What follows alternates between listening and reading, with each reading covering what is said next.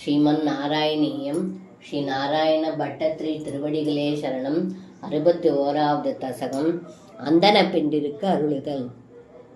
ததஸ்ச பிருந்தாவனதோதி தூரதோ வனம் கதஸ்த்வம் கலு கோபகோகுலைः கிருதந்தரே பக்ததரத்விஜாங்கனா கதம்பகானுகிரகநாகிரகம் வஹன் ததோ நிரீஷா சரணே வனாந்தரே கிஷோரலோகம் சுதிதம் திருஷாகுலம் अधूरदो यज्ञपरान्त्विजान् प्रदी व्यसर्जयो दीदिवियासनायदान् गदेष्वदो देष्वभिधाय देभितां कुमारगेष्वो दनयाचिषु प्रभो श्रुतिस्थिरा अभ्यभिनिन्युरश्रुतिं न किञ्चिदूसुश्च महीसुरोत्तमाः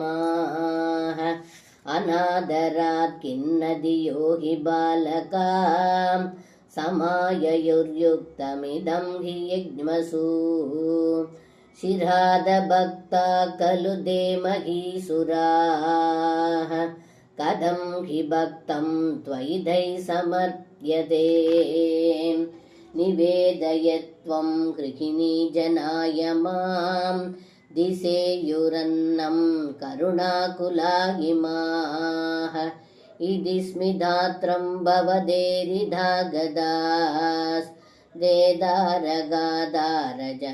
ययाचिरे गृहीदनां नित्वयि सम्भ्रमाकुलास्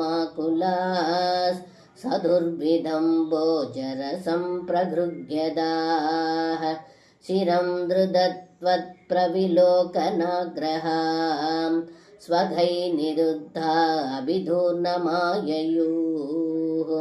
विलोलपिञ्चं शिकुरे कबोलयो समुल्लसत्कुण्डलमात्रमीशिते निधाय बाहुं सुहृदं ससीमनि स्थितं भवन्तं समलोकयन्तदा तथा चकाशित्वदुपागमोत्यदा गृहीतहस्तादयितेन यज्मना तथैव सञ्चिन्त्य भवन्तमञ्जसा विवेश कैवल्यमहो गृधिन्यसौ आदाय भोज्यान अनुगृह्यदा पुनस्त्वदङ्गशङ्गस्पृहयोज्ञदीर्गृहम् विलोक्य यज्ञाय विसर्जयन्निमास् सगर्तभद्रूनभिदास्वगर्हनान् निरूप्य दोषं निजमङ्गनाजने विलोक्य भक्तिं च पुनर्विसारिभिः प्रबुद्धतत्त्वैस्त्वमभिष्टुदोत्विजैन् मरुत्पुराधीशनिरुन्दिमे गदान्. सर्वं कृष्णार्पणं. श्री गुरुवायूरप्पन् திருவடிகளே शरणम्.